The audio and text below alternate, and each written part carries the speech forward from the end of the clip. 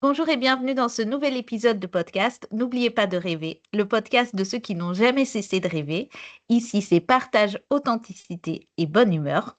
Aujourd'hui, j'accueille une ancienne étudiante, Maëlys. Bonjour et bienvenue. Bonjour, Hein. merci. Merci à toi d'avoir accepté l'invitation.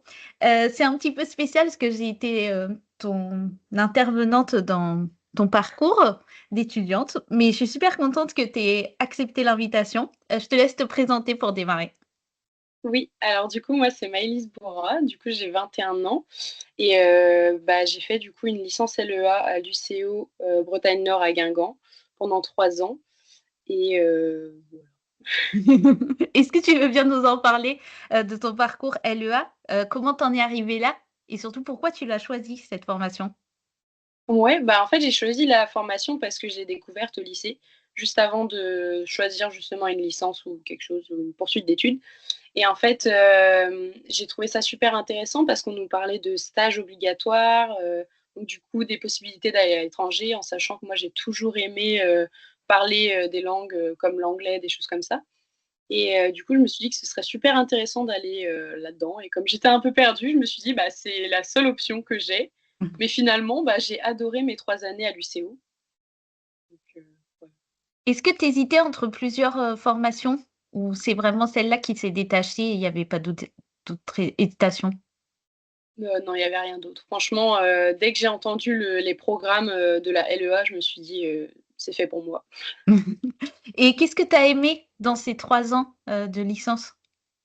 Bah, j'ai adoré, la possibilité de faire des stages obligatoires justement, parce que du coup, ce que j'ai fait, c'est qu'en première année, j'ai pu faire un stage, dans un camping néerlandais, sur la côte, donc à Trélevern, et ce qui fait que comme c'était néerlandais, bah, j'ai pu parler anglais en fait, toute la saison. Donc c'était super bien. Je me suis fait des très bons amis. En deuxième année, j'ai pu partir 2 mois en Allemagne. Donc pareil, j'ai pu, pratiquer, l'allemand qui est ma deuxième langue du coup, enfin qui était ma deuxième langue en LEA. Et en troisième année, j'ai pu faire un autre stage plus un Erasmus en Italie, qui est ma troisième langue Ouais. justement, donc c'était super Heu intéressant. Ouais, on va aborder ce sujet-là de l'Italie. Moi, je t'ai fait venir justement pour cette raison parce que j'ai pu te suivre en troisième année quand tu étais à l'étranger. Et quand tu m'as dit ça, mais moi, je suis en Italie, c'est ma LV3, qu'en plus, tu suivais les cours en italien, que tu as réussi ton semestre. Mais je me suis dit, mais comment elle a fait? C'est une super expérience. C'était aussi un exemple, en fait, et c'est pour ça que je voulais te faire venir. Donc voilà, je te laisse démarrer sur ce sujet-là, puis j'ai quelques questions pour toi après. Raconte-nous ton expérience. Ouais, bah, du coup, moi, je suis partie en Italie, donc dans le nord de l'Italie, à Brescia, qui est une ville qui est entre Milan et Venise, donc c'est dans la région Lombardie. Donc c'est, une ville que je connaissais pas du tout. Je suis partie pendant 4 mois et demi, 5 mois là-bas. Et du coup, en fait, j'ai pu découvrir, une nouvelle ville complètement différente de ce que j'avais déjà fait, parce que j'étais déjà allée en Italie, mais dans le sud de l'Italie. Et en fait, j'ai adoré ça. Là-bas, j'ai eu des cours, comme, du coup, des cours de tourisme, des cours de promotion et valorisation, du territoire italien, des cours de littérature, un peu de tout. Mais tous ces cours étaient en italien justement, donc c'était pas facile parce que, bah, comme tu l'as dit juste avant, bah, c'était ma LV3, donc j'avais pas non plus énormément d'heures, par semaine en italien, donc j'étais pas non plus la plus forte. Mais j'ai quand même réussi à passer mes examens Ah. finalement, et même moi, je suis encore étonnée aujourd'hui. Et c'était pas facile, mais j'ai réussi et j'ai adoré. Et tu as eu combien de d'heures ou d'années de cours d'apprentissage d'italien avant de partir? Bah, du coup, j'ai eu que 3 ans Ouais. parce que, j'ai fait que LEA en italien. J'avais pas d'italien avant au lycée, donc j'ai fait que les 3 ans, ouais, du coup, en LEA. Et qu'est-ce que tu retiens de ce séjour? Beaucoup de choses. Ouais. Les paysages, bien évidemment, parce que c'est l'Italie, quoi, finalement. C'est magnifique, on a pu voyager. Le fait que j'étais avec ma meilleure amie aussi, parce qu'elle est partie au même endroit. Donc ça, c'était, je pense, un des meilleurs souvenirs qu'on aura, dans notre amitié. Tous les gens étaient super gentils, étaient super accueillants. La nourriture, bien évidemment. Heu, comment les gens, nous ont accueillis comme j'ai déjà dit et ouais, un peu tout en fait. C'est vraiment, unique en fait, c'est quelque chose qu'on vit qu'une seule fois donc c'est c'est trop bien. On lui fait un petit coucou à l'hommage, j'espère qu'elle écoutera, Oui, l'épisode. Est-ce que tu la connaissais avant la LEA ou c'est la LEA qui a fait, votre amitié? non, on se connaît depuis la 5e, ça fait 10 ans cette année qu'on est meilleures Oh amies. là là, OK. Ouais, c'est vrai que ça non, mais ça a rendu votre séjour aussi, forcément, Ouais, particulier, donc ouais, ouais, c'est clair. Ça nous a encore plus rapprochés que ce qu'on était avant, quoi. Qu'est-ce que tu as appris sur toi au travers de ce séjour? Finalement, il fallait aussi d'aller, dans une, enfin de casser la zone de confort. C'est-à-dire Ouais. que, il fallait pas avoir peur de parler italien, même si on sait pas parler italien. D'aller parler avec des gens, qu'on connaît pas finalement, des étrangers et c'est vrai que là-dessus, moi j'avais un peu peur, j'avais peur de rester un peu dans ma chambre parce que j'avais peur d'aller dehors et de vivre ma vie finalement, mais en fait, j'ai appris que je pouvais le faire et que j'ai réussi à le faire, donc c'est encore mieux, quoi. Est-ce qu'il y a eu des moments de doute? Oui, ah bah oui, bien évidemment. Ouais, ouais, il y a eu énormément de moments de doute parce que c'est pas facile quand tu arrives dans un pays que tu connais pas, la ville du tout, en fait. Bon après, j'ai eu de la chance d'avoir du coup, ma meilleure amie avec moi parce que ça m'a mine de rien rendu un peu plus, confortable dans le pays puisque j'étais pas non plus, perdue en plein milieu sans personne, mais c'est vrai que c'est pas facile d'arriver dans un pays et de devoir, arriver dans des cours, parce que c'était le deuxième semestre du coup Ouais. et du coup les classes étaient déjà faites en fait. Nous on arrivait comme ça avec des personnes qui se connaissaient toutes et on arrivait comme ça dans les classes et c'était pas facile. On changeait souvent de classe, du coup on n'avait pas les mêmes classes, donc c'était pas facile de devoir, s'intégrer en fait dans la vie, d'autres personnes quoi finalement. Et comment tu as fait pour, réussir, pour, tenir, pour, tu vois, te dépasser? Parce que je me doute que quand tu as assisté au premier cours, tu devais être un peu paumée. Mais Oui. comment tu as fait pour évoluer, au fil du semestre et réussir? Je sais pas vraiment. Non, je pense que, en fait, je savais que j'avais la chance de vivre ça, parce que c'est pas tout le monde qui peut partir en Erasmus, dans un pays aussi beau que l'Italie. Et j'avais la chance de faire ça et du coup, je me suis dit: «Je vais me mettre les moyens, de mon côté», donc j'ai travaillé aussi, j'ai étudié, et on a eu aussi pas mal d'aide des professeurs qui nous ont, quand même bien accompagnés. Ils ont vu que c'était un peu plus compliqué pour nous de tout comprendre parce que, les Italiens parlent très vite, donc c'était pas non plus le plus facile. Mais ils nous ont quand même vachement accompagnés, on a pu faire des présentations en italien, donc ça nous a vachement entraînés à ça. On s'est fait des amis qui nous ont aussi, appris du vocabulaire, ce qui nous a aidés pour nos examens. Donc j'ai pu, je pense que je me suis donné les moyens surtout de faire ça parce que je savais que j'avais la chance de vivre ça, quoi. Mmh. Est-ce qu'il y avait un accompagnement, aussi que tu pourrais comparer à celui, de Guingamp où il y a cette proximité, je trouve assez forte? Alors moi, je suis vacataire, donc c'est vrai que je suis vraiment là ponctuellement, mais de ce que je sens, il y a quand même une proximité. Est-ce que tu l'as retrouvée? Je trouve que oui. Peut-être parce que c'est aussi une université catholique, je sais pas du tout comment ça fonctionne par rapport à ça, en Italie, mais en tout cas, je trouve que les profs étaient quand même assez proches de leurs, élèves. Après, bien évidemment, ça dépend des profs, mais enfin, nous, on a eu un prof, notre prof de tourisme, je sais qu'il était vachement, à l'écoute avec ses élèves, il aidait les élèves à faire, à travailler, mais aussi à faire en sorte que les élèves réussissent, quoi, finalement. Tout en restant aussi, carré là-dessus, Oui. mais je trouve qu'il y avait quand même une proximité, ouais, assez ressemblante avec ce qu'on avait à l'UCO. Mmh. Mmh. Est-ce que tu saurais dire par quelles émotions tu es passé tout au fil de ton séjour? Tu vois? Oh là Est-ce là! qu'il y a eu de la peur, le doute, je sais pas, l'incertitude, la joie, la fierté, le le désespoir? Non, je pense que j'ai pas eu de désespoir là-dedans parce que comme je le disais avant, je savais que j'avais la chance de vivre ça encore plus avec ma meilleure amie.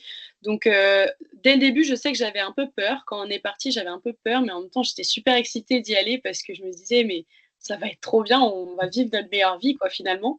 Et c'est vrai, on a vraiment vécu notre meilleure vie là-bas. Je pense qu'il y a eu un peu de tout forcément. Bah, il y avait des jours où ça allait pas parce que, bah, j'avais peur, il y avait les examens qui arrivaient. Je me disais: «C'est impossible, je vais jamais y arriver, ça va être super dur». Et en fait, ben, j'ai réussi et quand j'ai vu que j'avais eu, bah, quand on a eu nos notes et que j'ai vu que j'avais réussi, bah, je me suis dit: «Mais waouh, bah, finalement on peut réussir quoi». Ouais. C'est fou. Et quel regard tu portes maintenant sur cette expérience? Parce que là, on est 1 an plus tard. Ouais, bah, ouais, il y a 1 an on y était, ouais. Ben, je suis un peu nostalgique, un peu beaucoup même, et du coup je vois tous mes souvenirs d'il y a 1 an et je me dis, bah, en fait j'aimerais bien y retourner et je trouve que c'est vraiment, une expérience que enfin, si on a l'opportunité de le vivre, il faut vraiment le faire quoi. Parce que nous, on a de la chance avec, LEA, on a eu de la chance de pouvoir le faire et je me dis, quand on a la chance de le faire, bah, il faut absolument le faire parce qu'en fait, c'est super bien. C'est une ouverture au monde qui est hyper importante, surtout à notre âge. Mmh. Enfin, on est quand même jeune et de voir d'autres cultures, de découvrir des personnes dans un autre pays, enfin, c'est vraiment, c'est trop bien, quoi. Enfin, Est-ce que c'est cette super. expérience, elle t'a fait grandir? Ouais. Ah ouais, carrément. Ouais, ouais, carrément. Bah, comme je disais avant, je me suis découvert, bah, une facette de moi qui me disait: «Ben, il faut pas que tu aies peur d'essayer des choses quoi, finalement». Avant, je me disais tout le temps, «Ben non, bah, j'ai envie de le faire, mais non, je le fais pas parce que j'ai peur de sortir de ma zone de confort». Mais non, en fait, il faut le faire. Donc, Mmh. j'ai découvert des choses sur moi aussi, Ouais. grâce à ça. Et est-ce que tu dirais que ça a amélioré aussi des choses, tu vois, le rapport, humain, l'ouverture d'esprit? Est-ce que ça t'a permis d'acquérir des nouvelles compétences comme celle-là? Ouais, bah, carrément. Carrément parce que, c'est vrai qu'avant, je pense que je serais pas allée, dans la rue comme ça parler à des gens, enfin même en soirée, des choses comme ça, bah, on a peur, généralement, on est un peu timide, d'aller vers les gens, de découvrir, des étrangers finalement et en fait, bah, là, j'avais pas du tout peur. Enfin, j'y allais, j'avais pas peur, je me disais: «Je m'en fous du regard des autres finalement, en fait, je vis ma vie et c'est comme ça que je suis heureuse, quoi». Mmh. Donc, ouais, ça a un petit peu aidé, quoi. Je sens que ça a bien changé, certaines choses.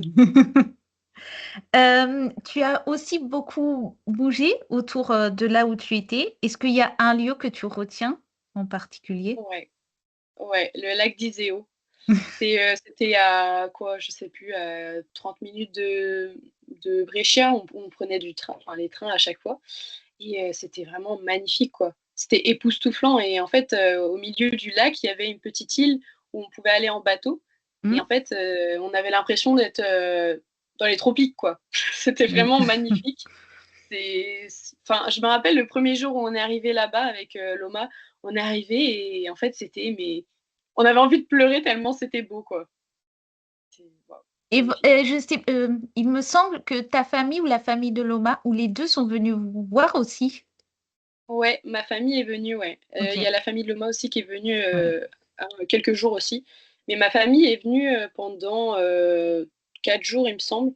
Donc ça, c'était cool aussi de pouvoir leur faire découvrir les coins que, bah, nous, on connaissait et qu'eux connaissaient pas finalement. Mmh. Est-ce que tu as une anecdote à nous partager? Une anecdote, il y en a eu tellement des anecdotes. Là, il faut que je réfléchisse à ça. C'est pas facile. Heu, Bah, justement, bah, on parlait du lac d'Iseo. Ouais. Le premier jour où on est allé avec Loma au lac d'Iseo, on arrive en train. En plus, c'était une toute petite gare où on devait descendre une toute petite rue, pour arriver au lac et on voit le lac et en fait, juste à côté du lac, devant, sur la grande place, on voit un sorte de marché. On se dit: «Mais qu'est-ce qui se passe?» On arrive se Nous, on vient juste, visiter. En fait, il y Mmh. a un grand événement. C'était un grand marché de producteurs de plein de pays du monde et là, on se dit: «Bah, il est où le stand français?» Et là, on voit le stand, sauf que le stand, c'était un stand breton Ah! et en fait, il Mais y les avait Bretons vraiment sont un partout. stand avec beh, ouais, mais c'était super drôle parce que nous, c'était la première fois qu'on voyait quelque chose de breton, en fait, en Italie et là, on voit vraiment le grand stand breton, là, juste devant le lac et on voit, bah, il y avait une petite carte de la Bretagne, on voyait Guingamp, du coup, ça nous a fait rire et du coup, il y avait en fait, c'était des produits, qui venaient de la Bretagne, quoi, Donc c'était assez drôle. Ça, c'est vrai que c'était une anecdote, assez fun. Et aujourd'hui, avec le recul, qu'est-ce que tu as aimé de cette expérience? Qu'est-ce qui t'a le plus, plu?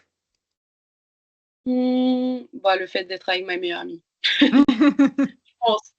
pense. Après si on parle, du pays, c'est, je dirais l'ouverture d'esprit et de pouvoir se balader dans les rues, à je ne sais quelle heure et de se sentir, plus en sécurité, quoi. Ça c'était sympa et en fait, c'était toujours super dynamique. Donc ça, on a vachement aimé, le dynamisme de la ville et en même temps, en fait, c'était calme, mais en même temps, c'était dynamique. C'est-à-dire qu'à n'importe quelle heure, il y avait quelque chose, mais en même temps, c'était pas non plus le brouhaha comme on peut avoir dans les très, très grandes villes et Ouais. ça, ça m'a vraiment marqué quoi, pour le coup. Et il y avait une vie, étudiante avec d'autres étudiants étrangers? Ouais, il y avait un ESN, c'est un je sais plus comment ça se dit, ESN, c'est pour les étudiants, OK. Erasmus, quoi. Donc il y avait pas mal d'Espagnols. Je me rappelle qu'il y avait pas mal d'Espagnols qui venaient et du coup, le SN organisait des petites soirées, en fait, dans la ville de Brescia et bah, du coup, nous, on a pu, faire nos soirées justement grâce à l'ESN et c'était vraiment en petit groupe, en petit comité et du coup, c'était assez sympa parce qu'on se retrouvait à parler en anglais. C'était un peu plus facile aussi, quoi. Mmh. Donc franchement, c'était vraiment super cool par rapport à ça pour la vie étudiante. Il y avait vraiment enfin, c'était vraiment très dynamique, quoi, en ville étudiante, pour le coup. Au-delà de l'étudiante Maëlys, qui es-tu? Je crois que tu te passionnes pour la photo. Oui, Le oui, oui, cinéma? c'est ça. Oui, ouais, bah, La depuis toute petite. Les 2 depuis toute petite? Ouais, depuis toute petite. Bah, le cinéma depuis un peu moins de temps quand même. La photographie, c'est vraiment depuis que je suis très, très jeune. Je me rappelle encore, que ma mère m'avait acheté un petit appareil photo pour enfants, parce que je voyais ma grande sœur faire des photos et du coup, je voulais faire la même chose et je faisais des photos et au fur et à mesure, bah, du coup, j'ai eu, un vrai appareil photo. Je piquais l'appareil photo de ma sœur, je faisais des photos et en fait, j'ai découvert cette passion et j'arrête pas quoi finalement, j'adore. Et la photo, qu'est-ce que ça t'apprend? Qu'est-ce que tu aimes dans la photographie? Bah, j'adore, le fait de figer les instants. C'est-à-dire, tous les souvenirs, surtout, bah, j'adore faire de la photo spontanée, donc des personnes qui vont vivre un beau moment et j'aime bien prendre ça en photo parce que je me dis: «C'est des souvenirs qui vont rester à vie et qui vont rester figés dans le temps, quoi, finalement» et moi qui suis très, très nostalgique, j'ai peur d'oublier, bah, les choses que je vis, ben, j'aime bien garder des photos ou des vidéos justement pour figer les instants et pour, les revoir plus tard, quoi. Moi, je t'ai toujours, vue dans ce que j'ai pu voir de toi, avec, une personnalité très créative. Je voulais avoir ta définition de la créativité. La créativité, alors pour moi, c'est vraiment mettre en œuvre, ce qu'on ressent. Enfin moi, c'est plus par rapport aux émotions que je le vois. OK. Dès que je vais ressentir quelque chose, je vais vouloir, créer quelque chose. Ça peut être, écrire un texte et après le mettre en vidéo, enfin en faire une Ouais. vidéo après. Si j'ai une idée, je vais en faire peut-être une photo. Enfin, pour moi, la créativité, c'est vraiment quelque chose qui sort des émotions quoi, de quelqu'un finalement. Enfin, en tout cas, personnellement. Ouais, je voulais ta définition, donc c'est très bien. Et ton ou tes films préférés, parce que tu es aussi une passionnée de cinéma? Oh, bah, je dirais que dernièrement, c'est L'amour ouf. OK. Je sais pas si tu l'as vu Je l'ai et pas j'ai vu, adoré. mais j'en ai beaucoup Ah entendu beh, parler, parce que voilà, il a aussi, ouais, été il a fait beaucoup succès, médiatisé, donc mais je l'ai trouvé, en fait, absolument magnifique. La bah, pour le coup, du coup, la cinématographie est vraiment magnifique. Quand on voit la mise en scène, enfin, en fait, je regardais les images, j'étais là: «Mais waouh, c'est vraiment magnifique pour le coup». Au-delà de l'histoire, en fait, qui est aussi, super belle et super, dramatique, mais vraiment, je trouvais que, bah, les scènes étaient très bien filmées, enfin, la colorimétrie était super bien faite, enfin, j'ai trouvé ça magnifique, quoi, finalement. qu'est-ce que tu aimes dans la vie sinon? Bah, je dirais que j'adore le twirling. C'est un sport que je fais, depuis que je suis toute petite, enfin depuis que je suis née en fait finalement. Donc c'est un mélange entre, majorette, pom-pom girls, gymnastique, danse et cetera Et donc ça, je suis passionnée de ce sport depuis que je suis toute petite. Je suis née dedans, grâce à mes sœurs. J'adore, bah, toute forme d'art, en fait, en général. Ouais. Par exemple, bah, le chant, la musique, bah, le cinéma, la photographie et cetera. J'écoute beaucoup de musique. Qu'est-ce que j'aime? En fait, j'aime beaucoup de choses, Ouais, c'est ouais. ça le problème. J'adore la nature, j'adore me promener dans la nature justement, j'adore les animaux, les chats, j'aime beaucoup de choses, la mer, les couchers de soleil, OK. plein Et de choses. et qu'est-ce que tu fais, aujourd'hui? Bah, là, je Dans suis en service civique.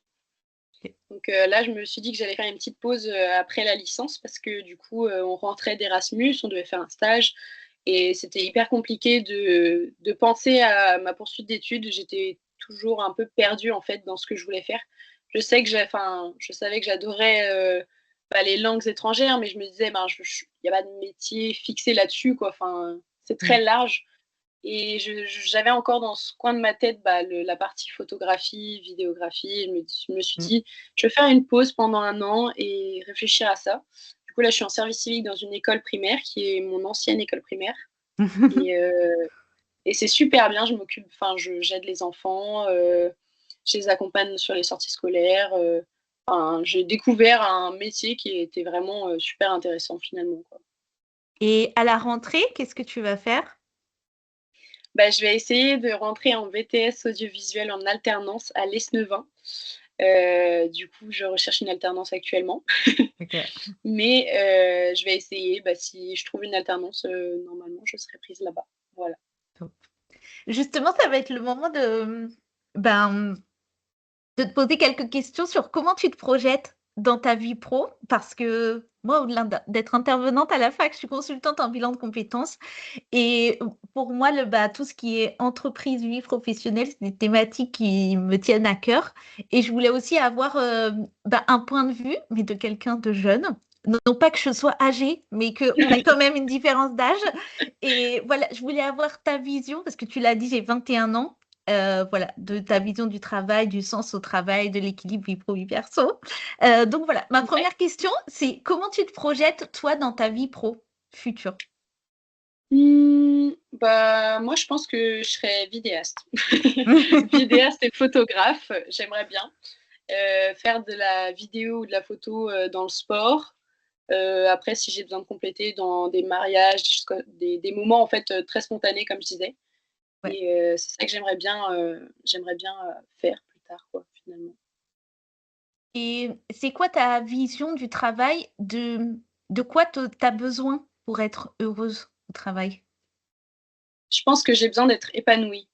Enfin, j'ai besoin d'aimer ce que je fais, Ouais. sinon je peux pas me dire: «Je vais être heureuse de me lever tous les matins et d'aller au travail». J'ai besoin de me dire que c'est quelque chose qui me plaît vraiment. Je pense que j'ai besoin de ce contact aussi avec les gens justement bah, si par exemple, je fais de la photo de mariage ou des choses comme ça, j'ai besoin de me dire que, ben, les gens vont être heureux quand moi je vais faire leurs photos et cetera. Donc je pense que c'est vraiment quelque chose que j'ai besoin, dans un métier quoi, tout simplement.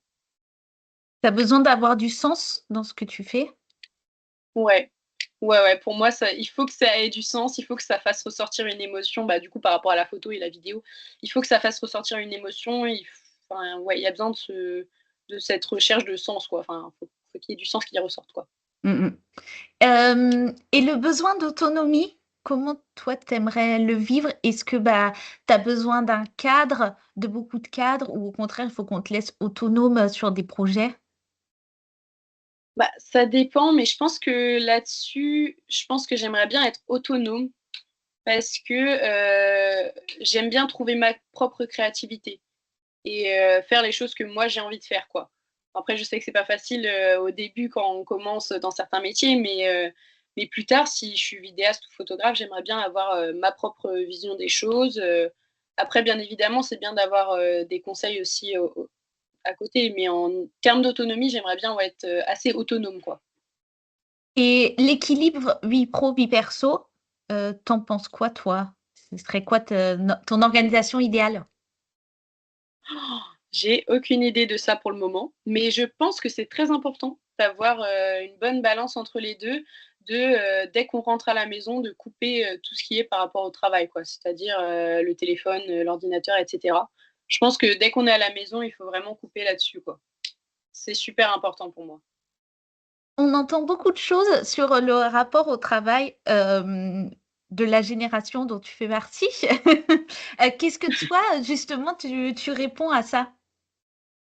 Bah, moi, je pense que, bah, on est assez critiqué par rapport à ça. On dit qu'on est assez feignant, mais je trouve qu'on n'est pas feignant. Enfin, ma génération n'est pas feignante. C'est juste qu'on sait pas vraiment, quoi faire et quand on sait pas vraiment quoi faire, bah, on a besoin de temps et moi, c'est quelque chose qui m'énerve un peu quand on nous dit, bah: «Il faut que tu trouves quoi faire, il faut que tu saches quoi faire», dès la sortie du collège, on nous dit: «Il faut que tu saches, quel métier tu veux faire». Mais je suis perdue, je sais pas quoi faire. Ben, si j'ai besoin de temps, je vais le prendre mon temps et voilà, il faut pas qu'on se mette de la pression là-dessus et enfin, moi, je trouve que c'est quelque chose qui est important. Il faut prendre le temps de faire les choses qu'on aime, quoi. Et pourtant, bah, on est dans un monde qui va de plus en plus vite. C'est tout vite, tout de suite et cetera et c'est marrant que tu évoques ce lien autant de prendre le temps parce que c'est un enfin, ça paraît, à contre-courant. Oui, je suis d'accord, hein. Je suis d'accord parce qu'en fait, je pense que je suis la première à qui on a dit, «Bah, il faut que tu trouves, quoi faire», mais en fait, je me suis rendu compte, bah, surtout cette dernière année-là, je me suis rendu compte qu'il fallait que je prenne le temps parce qu'en fait, ben, là, je commence enfin à trouver quelque chose qui me plaît et je Ouais. sais vers quoi je veux aller et ça m'a pris du temps. OK, ça m'a peut-être pris plus de temps que les autres, mais au moins, bah, je suis contente et je vais faire quelque chose qui me plaît pour le coup. Mmh. Est-ce que tu as des rêves, des projets pour la suite? Mmh, des rêves. Bah, oui, forcément, j'ai des rêves, par exemple, de voyager dans certains pays, si je peux, un jour avoir un van et voyager un peu partout, ça, ce serait un rêve, mais sinon, ce serait, bah, d'être épanouie dans mon métier. Vraiment, c'est pour moi, c'est quelque chose qui est primordial et de faire, enfin, de gagner ma vie grâce à quelque chose que j'aime. J'ai pas envie de gagner de l'argent juste pour, gagner de l'argent, quoi. Vraiment faire quelque Et chose, qui a du sens. et tu parlais du van. C'est quoi ton lien justement à cette notion de liberté? Est-ce que pour toi, elle est primordiale? Ouais. Ouais, ouais. Je pense qu'on devrait être libre de faire ce qu'on veut, quoi, finalement. Et j'ai pas envie qu'on me mette des barrières, j'ai envie de faire ce que je veux, en fait. Enfin, je me dis: «C'est ma vie, c'est pas la vie de quelqu'un d'autre, donc j'ai envie de faire ce que je veux. Si je veux partir en van, bah, je pars en van et puis c'est tout, hein». On va passer à la partie conseils. Quels seraient tes 3 conseils à quelqu'un qui doit partir en Erasmus? Je dirais, bah, justement, comme je disais tout à l'heure, de pas avoir peur de sortir de sa zone de confort, Ouais. d'aller parler, aux personnes, dans la rue, en soirée et cetera, parce qu'on sait pas ce que ça peut, enfin, on sait pas, ça peut nous apporter des bonnes amitiés et des très bonnes amitiés, ça peut être vraiment enrichissant, et il faut surtout, partir en Erasmus, je pense que ouais, c'est ça, en fait, de pas avoir peur. Après 3 conseils, Mmh. ça fait beaucoup. Je sais plus ce que j'avais mis. Tu peux reprendre tes J'avais notes. Ouais, j'avais dit qu'il fallait profiter de chaque instant. Ah oui, parce que c'est une expérience qui est unique et vraiment, qu'on peut vivre qu'une seule fois dans notre vie, donc il faut profiter de chaque instant au maximum et pas se dire: «Ah bah non, là aujourd'hui, je vais rien faire, non, non, non, non, non, non». Bon non, en fait, sors dans la rue, va te balader et profite, en fait. Il y a ce premier conseil, après, bah, du coup, il y a le conseil de, justement, il faut pas avoir peur d'aller, vers les gens et de rencontrer des personnes. Parce que, comme je disais, ça peut faire, qu'on peut rencontrer des très bonnes personnes, voire de très bons amis et il faut aussi croire en soi, parce que quand on veut quelque chose, on peut y arriver et j'en suis la preuve. C'est top, c'est les conseils parfaits pour arriver à la conclusion et tu sais que la conclusion, c'est l'invité, qui est en charge de la conclusion. C'est ton dernier message, à passer avec pour seule consigne, de terminer par, le nom du podcast, «N'oubliez pas de rêver». Je t'écoute. Et ben, en conclusion, je pense qu'il faut croire en soi. Je pense qu'on peut réussir, à tout quand on veut faire quelque chose, on peut réussir et il faut juste pas abandonner, il faut se donner les moyens. Il faut prendre le temps aussi de faire les choses. Il faut pas se mettre la pression parce qu'on nous dit de nous mettre la pression et surtout, il faut pas oublier de rêver. Super, merci beaucoup Maëlys, j'étais ravie de t'accueillir. Merci à toi. À bientôt. À bientôt. Ciao. Ciao.